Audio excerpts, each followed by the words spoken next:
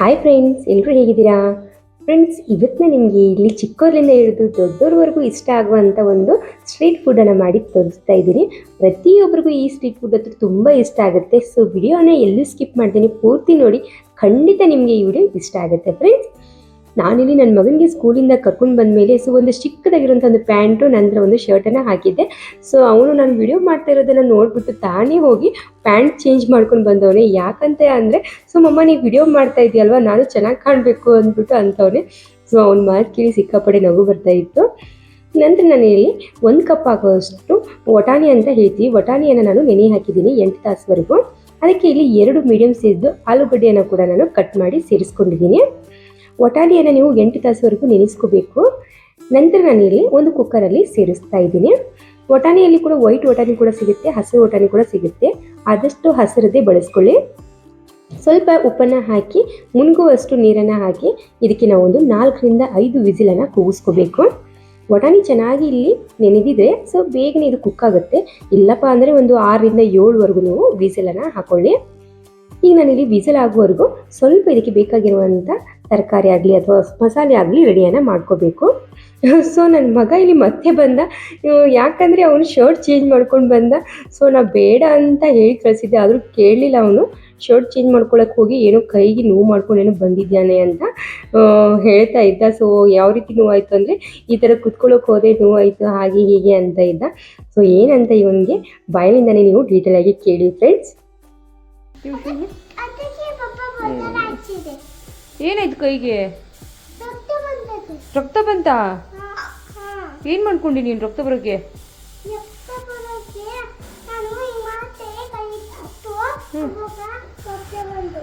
ನಿಂಗೆ ಶರ್ಟ್ ಯಾರು ಚೇಂಜ್ ಮಾಡಂದ್ರು? ನಿಂಗೆ ನಾನು ಬೇಡ ಅಂತ ಹೇಳಿದ್ದೆ ತಾನೇ ಶರ್ಟ್ ಚೇಂಜ್ ಮಾಡೋಕ್ಕೆ. ಬಿಡು ನೀನು ಇದನ್ನ. ಪಪ್ಪ ಚೇಂಜ್ ಮಾಡ್ತಾ ಮಗನೇ ಬಿಡು. ಬಾಳು ಆಗಿದ್ ಬಿಡು ಅವ್ರಿಗೆ. ಈಗ ಫೋನ್ ಆಡೋದಕ್ಕೆ ಕೈ ನೋವು ಆಗಲ್ವಾ?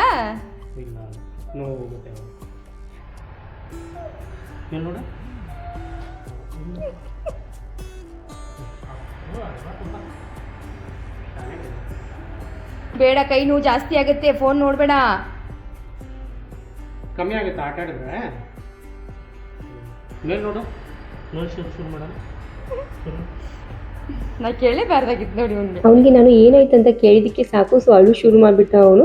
ಸೊ ಮತ್ತೆ ಅವ್ರ ಪಪ್ಪ ಬಂದುಬಿಟ್ಟು ಅವನಿಗೆ ಫೋನ್ ಕೊಟ್ಟು ಸಮಾಧಾನವನ್ನು ಮಾಡಿದ್ರು. ಸೊ ನಾವು ವಿಡಿಯೋ ಮತ್ತೆ ಕಂಟಿನ್ಯೂ ಮಾಡ್ಬೇಕಂತ ಮತ್ತೆ ಕಿಚನಲ್ಲಿ ಬಂದು ಇಲ್ಲಿ ಟೊಮೆಟೊ, ಈರುಳ್ಳಿ, ನಂತರ ಹಸಿಮೆಣಸಿನ್ಕಾಯಿ, ಬೆಳ್ಳುಳ್ಳಿ ಮತ್ತು ಶುಂಠಿಯನ್ನು ಇಲ್ಲಿ ಕಟ್ ಮಾಡಿಕೊಂಡು ಸೈಡ್ಗೆ ಇಟ್ಟಿದ್ದೀನಿ. ಒಂದು ಸ್ಟೀಲ್ ಪಾತ್ರೆಯನ್ನು ತಗೊಳ್ಳಿ, ಇಲ್ಲಾಂದರೆ ನಾನ್ ಸ್ಟಿಕ್ ಪಾತ್ರೆ ಕೂಡ ನೀವು ತಗೋಬೋದು. 1 ಸ್ಪೂನ್ ಆಗೋಷ್ಟು ಎಣ್ಣೆಯನ್ನು ನಾನು ಸೇರಿಸ್ತಾ ಇದ್ದೀನಿ. ಎಣ್ಣೆ ಕೂಡ ಜಾಸ್ತಿ ಬೇಕಾಗೋದಿಲ್ಲ ಫ್ರೆಂಡ್ಸ್, ಸ್ವಲ್ಪ ಎಣ್ಣೆಯಲ್ಲಿ ನಾವು ಇದನ್ನು ಮಾಡ್ಬೋದು. ಈಗ ನಾನಿಲ್ಲಿ ಎಣ್ಣೆಯನ್ನು ಸ್ವಲ್ಪ ಬಿಸಿ ಮಾಡ್ಕೊಂಡಿದ್ದೀನಿ. 1 ಚಮಚದಷ್ಟು ಜೀರಿಗೆ, ಏಲಕ್ಕಿ, ಲವಂಗ, ದಾಲ್ಚಿನ್ನಿಯನ್ನು ಸೇರಿಸಿದ್ದೀನಿ. ಮೊದಲಿಗೆ ನಾನಿಲ್ಲಿ ಶುಂಠಿ, ಬೆಳ್ಳುಳ್ಳಿ, ಹಸಿಮೆಣಸಿನ್ಕಾಯಿ, ನಂತರ ಈರುಳ್ಳಿಯನ್ನು ಕೂಡ ಇಲ್ಲಿ ಸೇರಿಸ್ತಾ ಇದ್ದೀನಿ. ಒಂದು ಚಿಕ್ಕ ಗಾತ್ರದ ಈರುಳ್ಳಿ ಇದ್ದರೆ ಸಾಕಾಗತ್ತೆ. ಇದನ್ನ ಈಗ ಸ್ವಲ್ಪ ಕೆಂಪಗಾಗುವವರೆಗೂ ಫ್ರೈ ಮಾಡ್ಕೋಬೇಕು. ನಂತರ 1 ಮೀಡಿಯಮ್ ಸೈಜ್ದು ಟೊಮೆಟೊವನ್ನು ಕೂಡ ನಾನು ಸೇರಿಸ್ತಾ ಇದ್ದೀನಿ. ಇದು ಕೂಡ ಚೆನ್ನಾಗಿ ಮೆತ್ತಗಾಗುವವರೆಗೂ ಫ್ರೈ ಮಾಡ್ಕೊಳ್ಳಿ ಟೊಮೆಟೊ. ಅಲ್ಲಿವರೆಗೂ ಕುಕ್ಕರ್ ವಿಸಿಲ್ ಆಗಿತ್ತು ಇಲ್ಲಿ. ಸೊ ಹಾಗಾಗಿ ಒಂದ್ಸತಿ ಚೆಕ್ ಮಾಡೋಣ ಅಂತ ತೆಗೋತಾ ಇದ್ದೀನಿ. ಆಲೂಗಡ್ಡೆ ಮತ್ತು ಬಟಾಣಿ ಏನಿದಾವಲ್ಲ ತುಂಬ ಚೆನ್ನಾಗಿ ಇಲ್ಲಿ ಕುಕ್ ಆಗಿತ್ತು.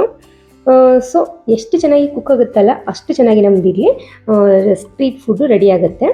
ಅದರಲ್ಲಿ 1 ಸ್ಪೂನ್ ಆಗೋಷ್ಟು ವಟಾಣಿ ಕಾಳು, ಸ್ವಲ್ಪನೇ ಆಲೂಗಡ್ಡೆಯನ್ನು ನಾನು 1 ಸ್ಪೂನಲ್ಲಿ ತೊಗೊಂಡ್ಬಿಟ್ಟು ಮಸಾಲೆಗೆ ಸೇರಿಸ್ತಾ ಇದ್ದೀನಿ. ಇಲ್ಲಿ ಟೊಮೆಟೊ ಕೂಡ ಚೆನ್ನಾಗಿ ಮೆತ್ತಗಾಗಿತ್ತು, ಹಾಗಾಗಿ ನಾನೀಗ ಗ್ಯಾಸನ್ನು ಆಫ್ ಮಾಡಿ ಇದು ಪೂರ್ತಿ ತಣ್ಣಗಾಗೋಕ್ಕೆ ಸೈಡ್ಗೆ ಇಡ್ತಾ ಇದ್ದೀನಿ ಫ್ರೆಂಡ್ಸ್. ಈ ಸ್ಟ್ರೀಟ್ ಫುಡ್ ಅಂದರೂ ತುಂಬಾ ಫೇಮಸ್ಸು, ಯಾಕಂದರೆ ಪ್ರತಿಯೊಬ್ಬರಿಗೂ ಇಷ್ಟ ಆಗುತ್ತೆ. ಸೊ ವಿಡಿಯೋನ ಸ್ಕಿಪ್ ಮಾಡಿದ್ದೀನಿ, ಪೂರ್ತಿ ನೋಡಿ. ವಿಡಿಯೋ ಸ್ವಲ್ಪ ಲೆಂತ್ ಆದರೂ ಪರವಾಗಿಲ್ಲ, ನಿಮಗೆ ಇಷ್ಟ ಆಗುತ್ತೆ ಅಂತ ಅಂದ್ಕೊಂಡಿದ್ದೀನಿ. ಇದು ಕೂಡ ಇಲ್ಲಿ ಚೆನ್ನಾಗಿ ಮ್ಯಾಶ್ ಮಾಡ್ಕೊಂಡಿದ್ದೀನಿ ಫ್ರೆಂಡ್ಸ್. ನಂತರ ನಾನಿಲ್ಲಿ ಹಸಿ ಬಟಾಣಿ ಕೂಡ ಸ್ವಲ್ಪ ತೊಗೊಂಡಿದ್ದೀನಿ.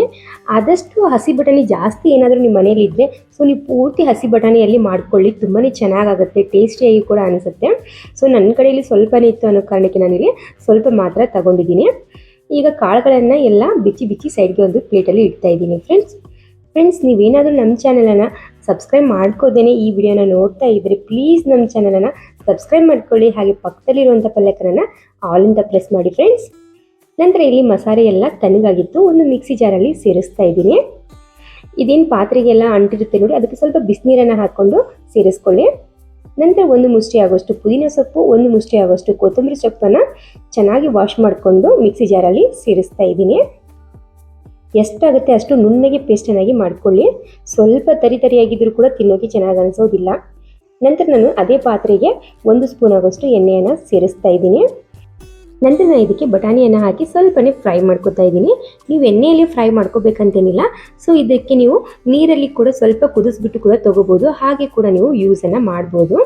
ಸ್ವಲ್ಪ ಉಪ್ಪನ್ನು ಹಾಕಿ ನಾನು ಫ್ರೈ ಮಾಡಿಕೊಂಡು ಈಗ ಒಂದು ಪ್ಲೇಟಲ್ಲಿ ಸೈಡ್ಗೆ ಇಡ್ತಾ ಇದ್ದೀನಿ. ಮತ್ತೆ ನಾವು ಇದಕ್ಕೆ ಎಣ್ಣೆ ಹಾಕಬೇಕಂತೇನಿಲ್ಲ, ಎಷ್ಟು ಎಣ್ಣೆ ಇದೆಯಲ್ಲ ಅಷ್ಟೇ ಎಣ್ಣೆಯಲ್ಲಿ ಈಗ ನಾನಿಲ್ಲಿ 2 ಚಮಚದಷ್ಟು ಧನಿಯಾ ಪೌಡರ್, ಸ್ವಲ್ಪನೇ ಅಚ್ಚಕಾರದ ಪುಡಿ, ಸ್ವಲ್ಪನೇ ಅರಿಶಿನವನ್ನು ಇಲ್ಲಿ ಸೇರಿಸಿದ್ದೀನಿ. ಗ್ಯಾಸನ್ನು ಪೂರ್ತಿ ನೀವು ಲೋ ಫ್ಲೇಮಲ್ಲಿ ಇಟ್ಬಿಟ್ಟು ಮಸಾಲೆಯನ್ನು ಸೇರಿಸ್ಕೊಳ್ಳಿ. ಇಲ್ಲಾಂದರೆ ಸುಟ್ಟಿರುವಂಥ ವಾಸನೆ ಬಂದರೆ ಚೆನ್ನಾಗಿ ಅನಿಸೋದಿಲ್ಲ. ಇಲ್ಲಪ್ಪ ಅಂದರೆ ನೀವು ಗ್ಯಾಸನ್ನು ಆಫ್ ಮಾಡಿಕೊಂಡು ಕೂಡ ಬಿಸಿ ಇರುತ್ತೆ ಎಣ್ಣೆ ಅದರಲ್ಲಿ ಸೇರಿಸ್ಕೋಬೋದು. ನಂತರ ನೀವು ಮತ್ತೆ ಗ್ಯಾಸನ್ನು ಆನ್ ಮಾಡಿಬಿಟ್ಟು ರುಬ್ಬಿಟ್ಟಿರುವಂಥ ಮಸಾಲೆಯನ್ನು ಸೇರಿಸ್ಕೊಳ್ಳಿ. ಈಗ ನಾನಿಲ್ಲಿ ಸೈಡ್ಗೆ ಮ್ಯಾಶ್ ಮಾಡಿಟ್ಟಿದ್ನಲ್ಲ ಬಟಾಣಿ ಮತ್ತು ಆಲೂಗಡ್ಡೆ, ಅದನ್ನು ಕೂಡ ಈಗ ಸೇರಿಸ್ತಾ ಇದ್ದೀನಿ. ನಾವು ಎಲ್ಲ ಮಸಾಲೆ ಮೊದಲೇ ಫ್ರೈ ಮಾಡಿಕೊಂಡು ರುಬ್ಬಿರ್ತೀವಲ್ಲ, ಮತ್ತೆ ಜಾಸ್ತಿ ಫ್ರೈ ಮಾಡ್ಕೋಬೇಕಂತೇನಿಲ್ಲ. ಹಾಗೆ ನೀವು ತಕ್ಷಣವೇ ಮ್ಯಾಶ್ ಮಾಡಿಟ್ಟಿರುವಂಥ ಆಲೂಗಡ್ಡೆ ಮತ್ತು ಬಟಾಣಿಯನ್ನು ಸೇರಿಸ್ಕೋಬೋದು. ನಾನಿಲ್ಲಿ ಸೈಡ್ಗೆ ಬಿಸಿನೀರನ್ನು ಕಾಯೋಕ್ಕಿಟ್ಟಿದ್ದೆ, ಸೊ ಬಿಸಿನೀರನ್ನು ಸೇರಿಸ್ತಾ ಇದ್ದೀನಿ. ಆದಷ್ಟು 1 ಗ್ಲಾಸ್ ಆಗೋಷ್ಟು ನೀರನ್ನು ನಾನಿಲ್ಲಿ ಸೇರಿಸಿದ್ದೀನಿ. ಯಾವುದೇ ಕಾರಣಕ್ಕೂ ನೀವು ತಣ್ಣೀರನ್ನು ಹಾಕೋಕ್ಕೆ ಹೋಗ್ಬಿಡಿ ಫ್ರೆಂಡ್ಸ್. ಈ ರೀತಿ ನಾವು ಹುರಿದು ಮಸಾಲೆ ಎಲ್ಲ ಫ್ರೈ ಮಾಡ್ಕೊಂಡಿರ್ತೀವಿ, ಆಮೇಲೆ ತಣ್ಣೀರು ಹಾಕಿಬಿಟ್ರೆ ಅದರ ಟೇಸ್ಟು ಮುರಿದ್ಬಿಡುತ್ತೆ. ಅದಕ್ಕೋಸ್ಕರ ನಂತರ ನಾನಿಲ್ಲಿ ಮಿಕ್ಸಿ ಜಾರಿಗೆಲ್ಲ ಮಸಾಲೆ ಅಂಟಿತ್ತು, ಸೊ ಅದನ್ನು ಕೂಡ ಇಲ್ಲಿ ಚೆನ್ನಾಗಿ ವಾಶ್ ಮಾಡಿಕೊಂಡು ಸೇರಿಸ್ಕೊತಾ ಇದ್ದೀನಿ. ಯಾಕಂದರೆ ನಾವು ಎಷ್ಟು ಕಷ್ಟಪಟ್ಟು ಅಡುಗೆ ಮಾಡ್ತಾ ಇರ್ತೀವಿ, ಮಸಾಲೆ ಎಲ್ಲ ಹಾಗೆ ವೇಸ್ಟ್ ಮಾಡೋಕ್ಕೆ ಹೋಗಬೇಡಿ.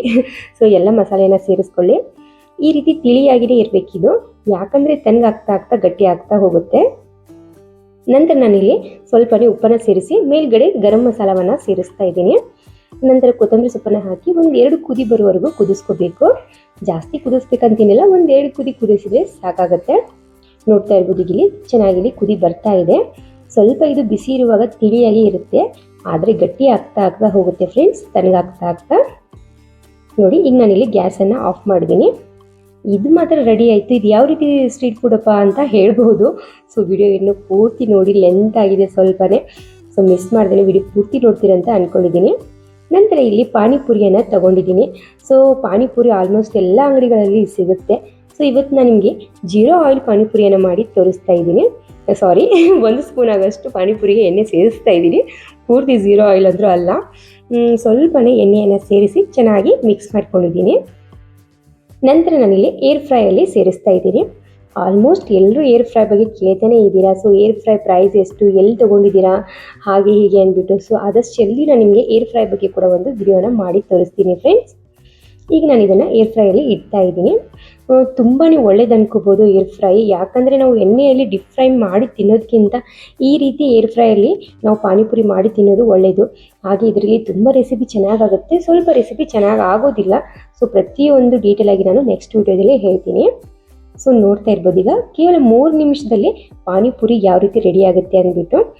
ಸೊ ನಾನು ಇಲ್ಲಿ ಪೂರ್ತಿ ವಿಡಿಯೋ ಮಾಡಬೇಕಂತಲೇ ಕ್ಯಾಮ್ರಾನ ಹಿಡ್ಕೊಂಡು ನಿಂತ್ಕೊಂಡ್ರೆ ಫೋನು.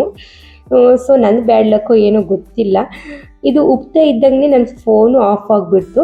ಸೊ ಅಂದರೆ ನನಗೆ ಕಾಲ್ ಬಂದುಬಿಡ್ತು. ಕಾಲ್ ಬಂದಿದ್ದ ತಕ್ಷಣವೇ ಇದು ಆಫ್ ಆಗಿಬಿಡ್ತು, ವಿಡಿಯೋ ಸ್ಟಾಪ್ ಆಯಿತು. ಸೊ ಹಾಗಾಗಿ ನನಗೆ ಪೂರ್ತಿ ಮಾಡಿ ತೋರ್ಸೋಕ್ಕಾಗಲಿಲ್ಲ.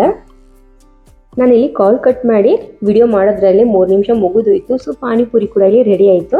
ಸೊ ಪಾನಿಪುರಿ ಎಲ್ಲ ಜಸ್ಟ್ ಪುರಿ ಅಂತ ಹೇಳ್ಬೋದು. ಪುರಿ ಇಲ್ಲಿ ರೆಡಿ ಆಯಿತು. ನೋಡ್ತಾ ಇರ್ಬೋದು ಎಷ್ಟು ಚೆನ್ನಾಗಿ ಉಪ್ಪಿದ್ದಾವೆ ಅಂದ್ಬಿಟ್ಟು. ಸೊ ನೀವೇನಾದರೂ ಫಸ್ಟ್ ಟೈಮ್ ಮಾಡಿದಾಗ ನಿಮಗೆ ನಂಬೋಕ್ಕಾಗೋದಿಲ್ಲ ಫ್ರೆಂಡ್ಸ್, ಅಷ್ಟು ಚೆನ್ನಾಗಿದ್ದು ಪೂರಿ ರೆಡಿ ಆಗುತ್ತೆ. ಸೊ ನಾನಂತರೂ ವೀಕ್ಲಿ 1 ಟೈಮ್ ಆದರೂ ಮಾಡಿ ತಿಂತಾ ಇರ್ತೀನಿ. ಸೊ 0 ಆಯಿಲು ಪಾನಿಪುರಿ ಅಂದರೆ ಯಾರಿಗೆ ಇಷ್ಟ ಆಗಲ್ಲ ಹೇಳಿ, ಪ್ರತಿಯೊಬ್ಬರಿಗೂ ಇಷ್ಟ ಆಗುತ್ತೆ. ಸ್ವಲ್ಪನೇ ಎಣ್ಣೆಯಲ್ಲಿ ನೀವು ಈ ಪೂರಿಯನ್ನು ಮಾಡ್ಬೋದು. ನೋಡ್ತಾ ಇರ್ಬೋದು ಎಷ್ಟು ಕ್ರಿಸ್ಪಿಯಾಗಿ ಕೂಡ ಇದೆ ಅಲ್ವಾ. ಈಗ ನಾನಿಲ್ಲಿ ಇದೇ ರೀತಿ ಪೂರಿ ಮುರಿದು ಒಂದು ಪ್ಲೇಟಲ್ಲಿ ಸೇರಿಸ್ಕೊತಾ ಇದ್ದೀನಿ ಫ್ರೆಂಡ್ಸ್. ಇವತ್ತು ನಾನಿಲ್ಲಿ ಮಸಾಲ ಪೂರಿಯನ್ನು ಮಾಡಿ ತೋರಿಸ್ತಾ ಇದ್ದೀನಿ ನಿಮಗೆ. ಸೊ ಮಸಾಲ ಪೂರಿ ಯಾರಿಗಿಷ್ಟ ಇಲ್ಲ ಹೇಳಿ, ಸೊ ಪ್ರತಿಯೊಬ್ಬರಿಗೂ ಇಷ್ಟ ಆಗುತ್ತೆ. ಚಿಕ್ಕವ್ರಿಗಾಗಲಿ ದೊಡ್ಡವ್ರಿಗಾಗಲಿ ಪ್ರತಿಯೊಬ್ಬರು ಇಷ್ಟಪಟ್ಟು ತಿಂತಾರೆ. ಸೊ ಇದರಲ್ಲಿ ನಾನು 0 ಆಯಿಲ್ ಮಸಾಲ ಪುರಿಯನ್ನು ಇವತ್ತು ಮಾಡಿ ತೋರಿಸ್ತಾ ಇದ್ದೀನಿ. ಸೊ ಜಾಸ್ತಿ ಎಣ್ಣೆ ಕೂಡ ಇಲ್ಲ, ಹೆಲ್ದಿಯಾಗಿ ಈ ಮಸಾಲ ಪುರಿಯನ್ನು ನಾವು ಮನೆಯಲ್ಲಿ ಮಾಡ್ಬೋದು. ಸೊ ಹೊರಗಡೆ ತಿನ್ನೋದಕ್ಕಿಂತ ಈ ರೀತಿ ಮನೆಯಲ್ಲಿ ನಾವು ಸ್ಟ್ರೀಟ್ ಫುಡ್ಡನ್ನು ಮಾಡಿದರೆ ಎಲ್ಲರ ಜೊತೆ ತಿಂತೀವಿ ಒಂದೇದಾಗಿ. ಎರಡನೇದಾಗಿ ಏನಪ್ಪ ಅಂದರೆ ಸ್ವಲ್ಪ ದುಡ್ಡಲ್ಲಿ ನಾವು ಮನೆ ಮಂದಿ ಎಲ್ಲರೂ ತಿನ್ನುವಷ್ಟು ಸ್ಟ್ರೀಟ್ ಫುಡ್ಡನ್ನು ಮಾಡ್ಬೋದು. ಸೊ ಹೊರಗಡೆ ತೊಗೊಂಡ್ರೆ ನಾವು ಪೂರಿ 4 ಕೊಡ್ತಾರೆ 6 ಕೊಡ್ತಾರೆ ಅಂತ ಹೇಳ್ತೀವಿ. ಸೊ ಮನೇಲಾದರೆ ಈ ಒಂದು 10 ಹಾಕ್ಕೊಂಡ್ರೂ ನಮಗೇನು ಫರಕ್ ಆಗೋದಿಲ್ಲ. ಅದರಲ್ಲಿ 0 ಆಯಿಲಲ್ಲಿ ಕೂಡ ಪಾನಿಪುರಿ ಇದು ರೆಡಿಯಾಗಿರುತ್ತಲ್ವ.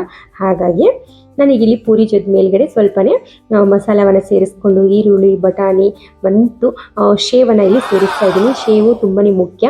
ಸೊ ಯಾಕಂದರೆ ಇದರಲ್ಲಿ ಶೇವು ಸಿಕ್ಕಾಪಟ್ಟೆ ಹಾಕಿರ್ತಾರೆ. ಸೊ ಸಿಂಪಲ್ಲಾಗಿ ನಮಗಿಲ್ಲಿ ಮಸಾಲ ಪೂರಿ ರೆಡಿ ಆಯಿತು. ಫ್ರೆಂಡ್ಸ್, ನಾನಿಲ್ಲಿ ವಿಡಿಯೋ ಮಾಡ್ತಾನೆ ಸಾಯಂಕಾಲ ಹೋಗಿ ರಾತ್ರಿ ಆಗೋಕ್ಕೆ ಬಂತು.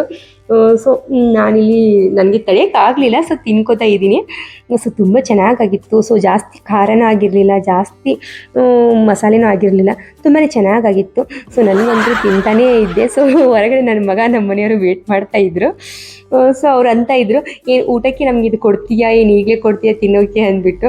ಹಾಗಾಗಿ ನಾನು ಇವ್ರಿಗೂ ಹೋಗಿ ಕೊಡಬೇಕಲ್ಲ ಅಂದ್ಬಿಟ್ಟು ತೊಗೊಂಡು ಹೋಗ್ತಾ ಇದ್ದೀನಿ.